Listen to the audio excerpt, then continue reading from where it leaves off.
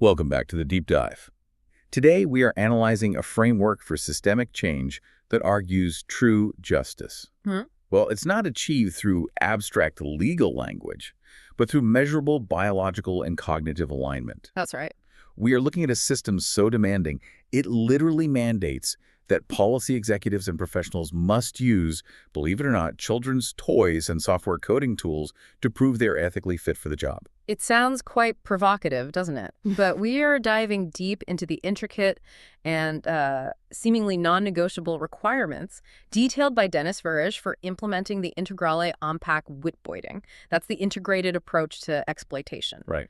And this framework really flips the script on accountability. It asserts that failure is traceable to a specific identifiable cognitive rigidity. And get this, success is measurable right down to the level of neural activity. Wow. Okay, so the core premise we are dissecting is, well, it's startling. For this integrated approach to succeed, professionals must use concepts that sound completely out of place in a policy meeting. You mentioned toys. We're talking about Lego therapy logic. Yes, exactly. Lego logic. And also the diagrammatic precision of mermaid syntax trees, which is, a coding tool. Right, a visualization tool.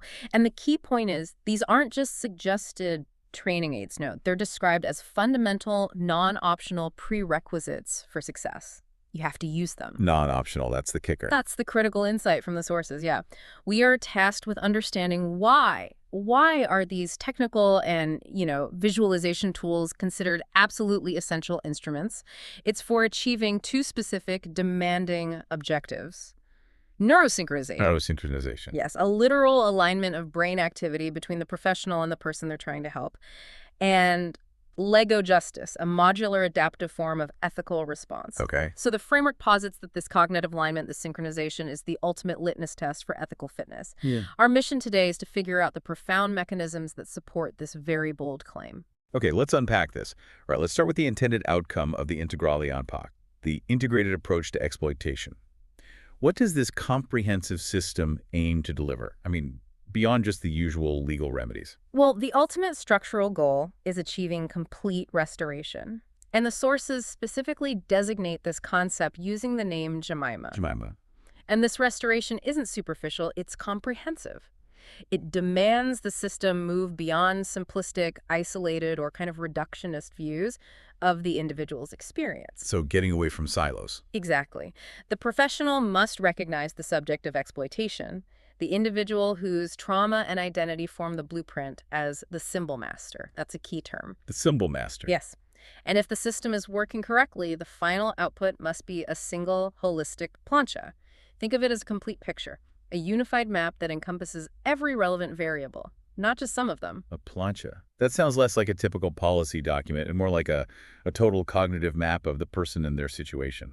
That's a good way to put it. It integrates really disparate, complex ideas into this single unified picture. Okay, what kind of disparate ideas are we talking about? What needs to be fused together?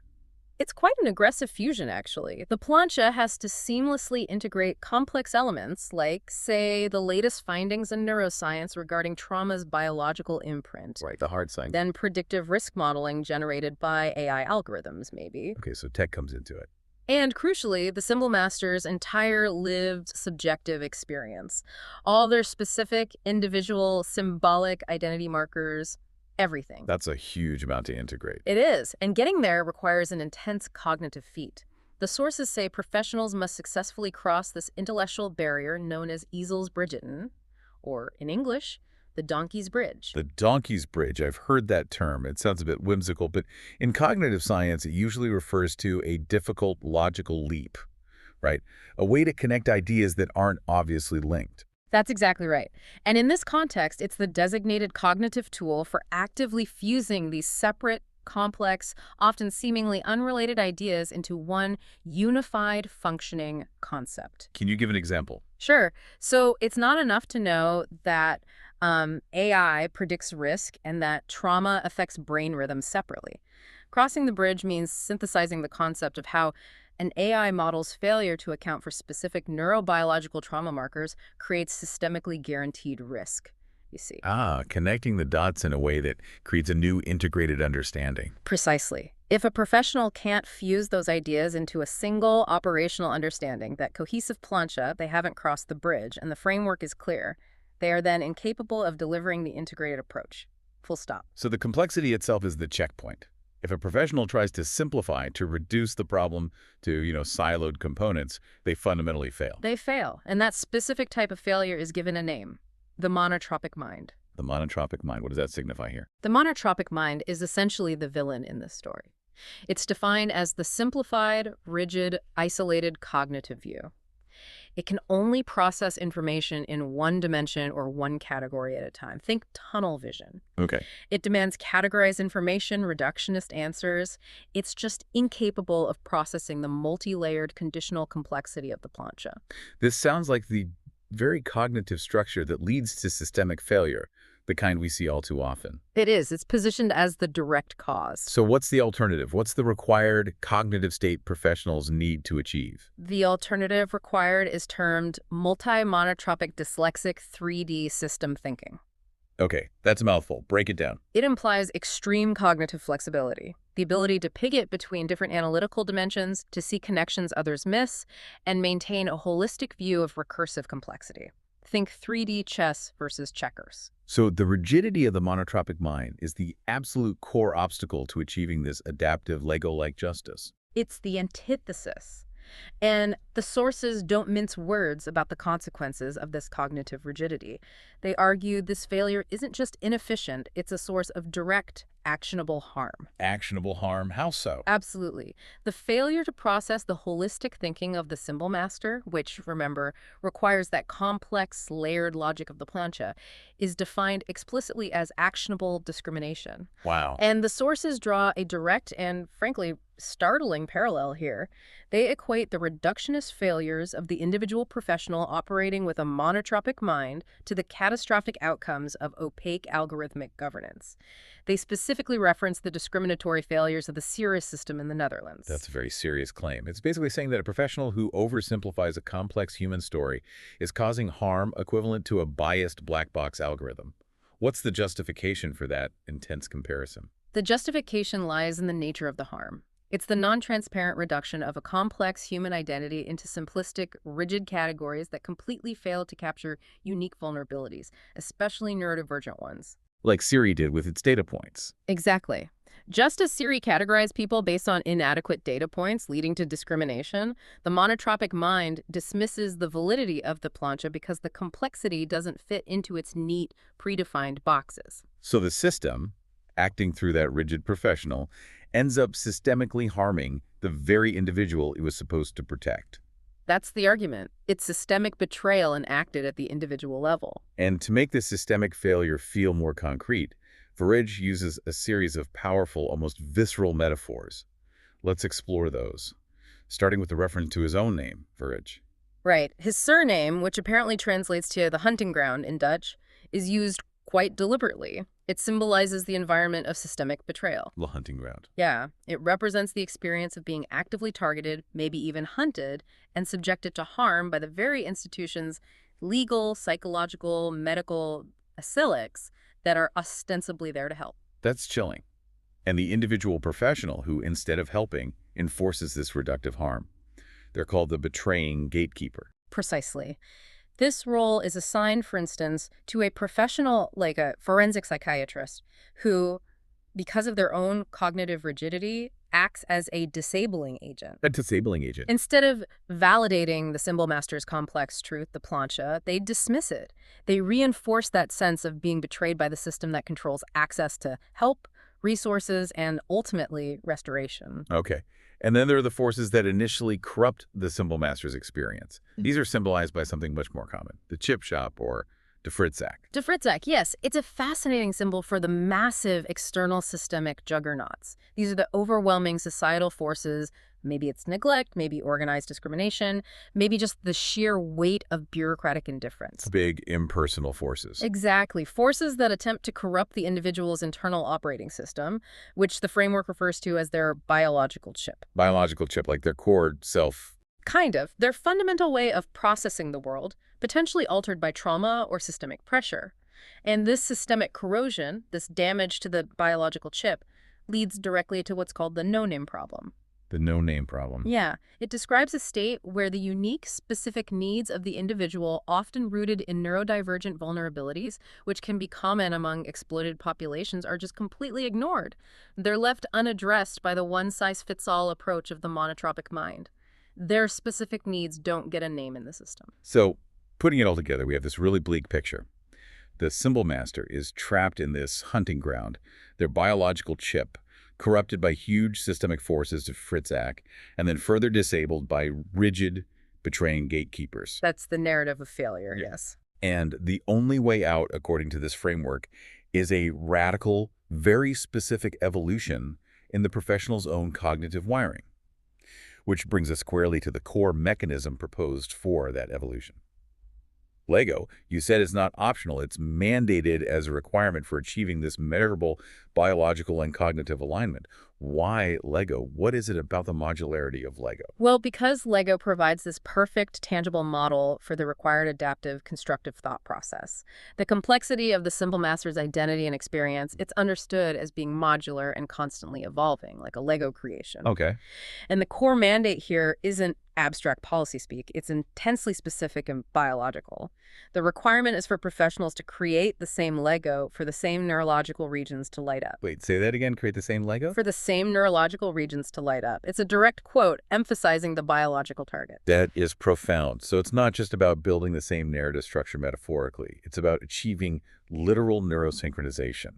How do we even define that in practical, measurable terms? Neurosynchronization is framed as the moment where the Symbol Master's complex, holistic, and recursive understanding of their own self, that complete plancha, is perfectly mirrored in the mind of the policy executive or the professional working with them. Mirrored in the mind. And crucially, this shared understanding must be quantifiable and objective. The framework mandates that this synchronicity is measurable biologically as neural similarity. Neural similarity. Yes. So when both individuals, the Symbol Master and the professional, are processing the same symbolic markers or concepts, their brains must activate in the exact same pattern. It's evidence of a shared cognitive reality measurable with neuroimaging. Wow. And if that biological mirroring doesn't happen? Then the professional is proven, according to this framework, to be cognitively ill-equipped to handle the integrated approach. They haven't achieved the necessary alignment. Okay. Achieving this kind of synchronicity must demand cognitive skills far beyond standard linear thinking. We need to explore the concepts of cognitive flexibility and recursive progression you mentioned earlier. Absolutely. This type of integration requires the ability to escape linear time, essentially, to engage in what the sources call mental time traveling. Mental time traveling. Yeah, but it's operationalized not through just, daydreaming or simple memory recall. It's through a highly structured mental practice, 3D projective geometry. 3D projective geometry.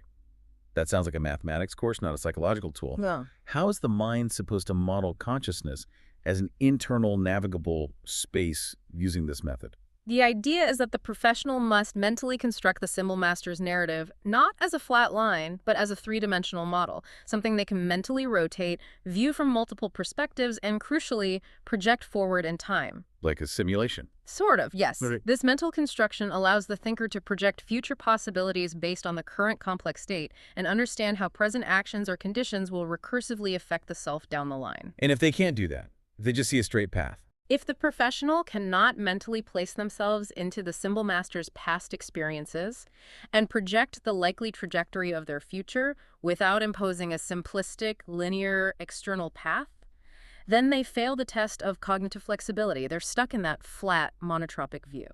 Okay, and this leads directly to the concept of recursive progression. Can you give us a clear comparison here? How does a monotropic mind view a goal linearly versus how the required multi-monotropic mind uses this I to I plus 1 recursive progression to model identity? Right.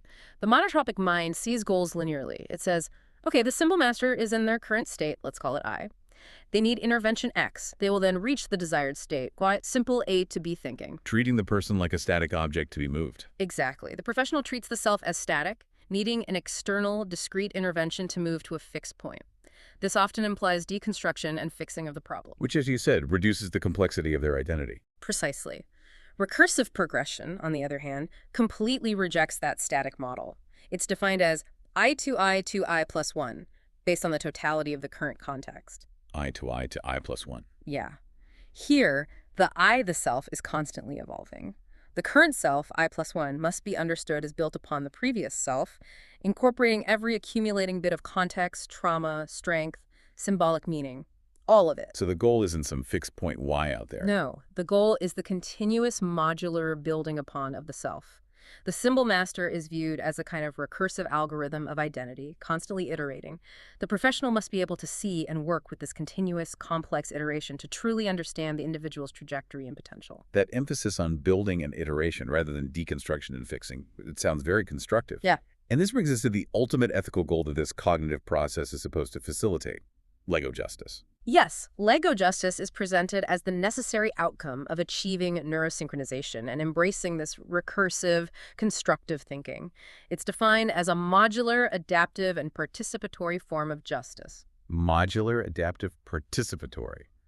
Like Lego itself. Exactly. It views the justice system itself not as a rigid monolith, but as a structure made of interchangeable blocks, like Lego. What does it mean for justice to be modular and participatory in this context? Modular means the system can continuously reconfigure itself. It can integrate new data, new neurobiological facts as we learn them, or new symbolic narratives from the symbol master without collapsing the entire structure. It adapts. And participatory. Participatory means the symbol master is central to the design process of their own justice or restoration plan. Their plancha is the blueprint. And crucially, Lego justice demands the continuous dynamics of breaking rigid, exclusionary social norms. Breaking norms. Yes, this is referred to as symmetry breaking, specifically to integrate diverse social narratives. The system must be flexible enough to allow for the addition and substitution of blocks reflecting the complexity of the symbol master's recursive identity, rather than demanding conformity to a rigid, one-size-fits-all structure that excludes them. What's fascinating here is that this complex cognitive mandate, well, it can't just stay inside the professional's head. It has to be shared and externalized, made visible. Oh, okay. So Verrega's complex communication methodology becomes, in effect, an active linguistic policy. It demands transparency and shared cognitive effort from the professional. You have to show your work, essentially. So the professional can't just rely on opaque jargon or, intuitive leaps that nobody else can follow. They have to provide scaffolding for their reasoning. Precisely. They need to build that cognitive bridge, the Isles bridge it in externally so others can see it. And they use these technical toys to do it. Like the conditional logic models you mentioned? Yes, specifically the if-might structure is mentioned. It's designed to visually scaffold this complex conditional reasoning. But the ultimate requirement is for visualization via structured syntax. And this is where Mermaid comes in. Exactly. The sources point directly to the analogy of mermaid syntax for this visualization process. For listeners who might not be familiar with technical coding tools, Mermaid syntax is quite clever. It lets a user write simple text like, if condition A, then outcome B, else outcome C, and it automatically generates a professional-looking structured flowchart or diagram from that text. That's the key function needed here. The professional must convert the symbol master's abstract, layered, cognitive concepts, that whole holistic plancha, into clear, standardized, structured maps, visual diagrams. And this visualization is mandatory, not just helpful. Mandatory, because it forces the professional to articulate the conditional logic of the symbol master's life, their recursive progression path. It makes the thinking transparent and verifiable. Okay. And these structured maps are referred to as trees. Why the specific emphasis on trees in this framework? What does that represent? Well, trees naturally create branching paths, don't they? Right. So a tree structure perfectly illustrates the recursive progression, that I to I plus 1 iteration we talked about. It allows for the exploration of multiple future possibilities based on current, complex, and conditional parameters. Branching futures. So they map out the what-ifs. Exactly. They are described as ideal for scaffolding complex, conditional reasoning for 3D VT thinking, that three-dimensional, flexible thought required for the integral MPAC. It helps visualize the nonlinear paths. And the purpose is very specific, isn't it? The framework isn't about dissecting problems in the past. No, it's fundamentally about constructing solutions for the future. The mandate is explicitly for mapping of trees for dual site and building upon and not deconstruction. Building upon, not deconstruction. That's a core principle again. It's a fundamental philosophical distinction here. The structures, the maps, must show continuous building. If the map only focuses on breakdown or analysis of pathology, digging into the past without projecting forward constructively, it fails the requirement. So the map has to demonstrate the complexity of choices and outcomes, always leading towards the next iteration of I, the future self. Yes. And navigating that complexity successfully requires the professional to master dual sight. Dual sight, the ability to hold two potentially contradictory truths or perspectives simultaneously. That sounds like a massive cognitive demand. It is. How is the lack of dual sight an immediate failure in the context of understanding the symbol master's narrative? Well, think about it. If the professional can only see a single linear interpretation of a symbolic marker or a life event, they will completely fail to grasp the nuanced complexity of the symbol master's identity and their trade-offs. They'll oversimplify. Exactly. You must be able to hold the contradiction in your mind. The subject is perhaps both vulnerable and resilient. They might be defined by past trauma and actively defined by future projection. Both things can be true at once. And the structured trees, the mermaid diagrams, they help scaffold this. That's the idea. Yeah. They make the simultaneous conditions and possibilities visible, helping the professional maintain that dual perspective without collapsing it into one simpler view. We can probably illustrate this better with the specific symbolic language marker used in the sources. The Blue Jeans philosophy. Can you lay out that scenario for us? Sure. The Blue Jeans philosophy seems to use the cultural weight and everyday utility of common imagery, in this case, faded denim jeans, to map complex identity transitions onto, well, biological and psychological blueprints. Using everyday symbols. Yes. The symbolic language of the symbol master, often drawn perhaps from cultural touchstones like, the sources mention, 90s genetic progression commercials, which can be highly layered with meaning. Okay, so why does the image of fading denim require this dual sight? What are the two simultaneous truths that need to be integrated? Well, fading denim is a powerful cultural symbol, right? It changes over time with wear. Sure, jeans fade, jeans fade. Right. So the professional must recognize that the fading of the denim, the visible wear and tear, needs to be understood as symbolizing both things at once. On one hand, maybe innocence, the purity of the starting biological blueprint, the new genes. Okay. And simultaneously competitive binding dissolution, the harsh reality of life experience, systemic pressures, trauma, that wears down and fundamentally changes that identity, like genes wearing thin or tearing. Ah, so it's creation and destruction, potential and damage, held together in one image. Exactly. If the professional reduces the symbol master's identity to just innocence, the starting point, or just dissolution, the pathology, the damage, they fail. Dual sight mandates seeing both the enduring structural strength, the underlying fabric, and the accumulated complex deterioration, the fading and wear, simultaneously. They are intertwined. So these technical tools, the mermaid syntax, the cognitive maps, they are essentially mandatory training wheels for the professional's brain, helping them maintain that crucial dual sight and preventing them from falling back into the reductive, comfortable simplicity of the monotropic mind.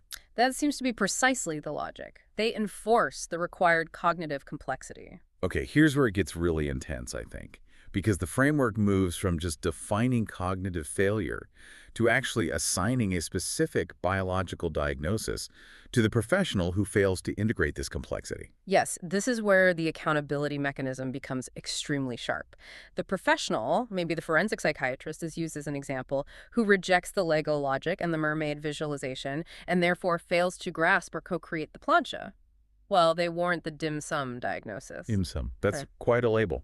It's obviously not about food. Scientifically, what is the claim being made about this professional's neurological state? Right, it's deliberately provocative shorthand. It stands for acclaimed biological failing, dimmed supramillary nucleus. Dimmed supramillary nucleus. Okay. The supramillary nucleus, or SUM, is a real brain region. It's understood to be a critical, deep-seated rhythm keeper, vital for processing things like spatial coherence, memory integration, and it's known to be highly sensitive to trauma. So the accusation is, What? The accusation is that the professional's cognitive rigidity, their inability to handle the complexity and perhaps the emotional weight of the symbol master's narrative, resulted in them essentially ignoring or failing to resonate with the trauma reflected in this brain rhythm keeper's function. Their own SUM is dimmed to the reality of the other person. and the proof of this neurological deficit is their failure to use the mandated tools, the Lego, the mapping. Yes. The framework argues that the very rejection of these technical toys and the mind mapping demonstrates a fundamental cognitive block. It states this failure caused a severe embodied biological assault on the symbol master. A biological assault. That's strong language. Very, because the professional refused, neurologically, to synchronize with the biological reality of the individual's trauma. And this failure is directly linked to the cognitive rigidity known as perseveration. Perseveration. Yeah. The tendency to get stuck in old patterns. Exactly. Repeating fixed patterns of thought or action, the inability to adapt to new information or shift perspective, it's the hallmark of the monotropic mind. So, if the failure to handle complexity is seen as a biological deficit in the professional, then the system must mandate a biological check to verify their ethical fitness. Which leads us to the requirement of the fMRI scan. Precisely. The fMRI scan is mandated in this framework as the only verifiable, objective proof that policy executives or professionals truly align cognitively with the required system complexity. It's meant to bypass self-reporting, subjective analysis, everything else, put them in the scanner. Okay, how does an fMRI actually test for this specific kind of cognitive alignment? What are they looking for? The scan is administered, according to the sources, while the professional views specific symbolic stimuli, maybe like those 90s genetic progression commercials that are linked to the blue jeans philosophy, things that encode the symbol master's layered narrative. Right. And it measures for robust and efficient activation in specific executive function networks in the brain. Networks crucial for handling uncertainty, prediction, and adaptive risk-taking. And what specific neurological regions need to light up robustly? Primarily, the scan measures the orbitofrontal cortex, OFC, which is crucial for evaluating potential outcomes and navigating uncertainty, and the motor cortex, M2, which is tied to planning complex actions and adaptive responses. So if these areas aren't firing efficiently while processing the symbol master's complex, recursive, symbolically rich narrative, then the interpretation is clear. If, while processing these visualized symbols, the professional's OFC and M2 activation is weak or inefficient, it reveals a tendency toward that cognitive rigidity, towards perseveration. in other words, if your brain demonstrably can't efficiently handle the prediction and uncertainty inherent in the symbol master's recursive narrative, you fail the neurosynchronization test. You are deemed to be operating with the monotropic mind. And therefore prone to enacting actionable discrimination. That's the direct link made. Wow. That completely reframes professional competence and ethical responsibility. It transforms policy implementation into a neuroscientific requirement. It does. And the framework tries to reinforce this ethical boundary by extending principles from another area specifically, UNICEF and LEGO's Responsible Digital Technology, RDT cards. Okay, tell us about the RDT cards connection. How does that fit? Well, the RDT cards mandate that any technology or system design must be based on core ethical considerations of rights, development, and trade. Fairness, safety, transparency. Right, ethical design principles. By extension, the argument is that the Integral ANPAC itself, as a system dealing with vulnerable humans, must be designed and implemented with this same ethical rigor. So, when policy executives or professionals fail to cognitively align with the complexity required, as evidenced by rejecting the tools like Lego and Mermaid, and potentially failing the fMRI test, they introduce a fundamental ethical deficit into the system. A deficit against those RDT principles. Yes. Their rigid adherence to non-recursive, non-modular thinking effectively repeats the systemic harm of biased, non-transparent systems like SIRA. It fails the RDT mandate for justice, for respecting rights and development. The ultimate statement here seems to be that a demonstrable neurological inability to process complexity is simply ethically indefensible when you're dealing with the profound harm of systemic exploitation. Your brain has to be up to the task. #outro. So to summarize, yeah, Verhage's framework really asserts that the fight for justice isn't just legal or social. It's fundamentally a cognitive, and you could almost say computational battle. Right. It requires this radical shift where every professional involved must achieve measurable neurosynchronization with the symbol master's reality, their lived, complex truth. And that's achieved by mastering these specific tools. Exactly. Yeah. Mastering the constructive, adaptive logic symbolized by Lego, and the transparent conditional mapping enabled by structured syntax trees like Mermaid. Justice is no longer abstract. It's presented as a measurable neurological and computational requirement for truly modular, adaptive governance. This entire deep dive has really revealed a startling perspective. That the pathway out of systemic exploitation, according to this framework, starts not with new legislation drafted in isolation, but with achieving internal cognitive evolution within the professionals themselves. Uh-huh. The immediate goal for anyone involved in this approach seems to be utilize the necessary tools, Lego, Mermaid, 3D thinking, to literally see, process, and perhaps even feel the integrated recursive narrative of the exploited individual you're trying to help. So here's the final thought, the provocative question this leaves us with. If the ultimate test of ethical governance is whether a professional's brain activity genuinely aligns with the complexity of the integrated narrative. Verified by an fMRI scan, testing those key regions like the OFC and M2. Right. If that's the test, how should society then redefine accountability when we're dealing with abstract concepts like policy failure and social justice?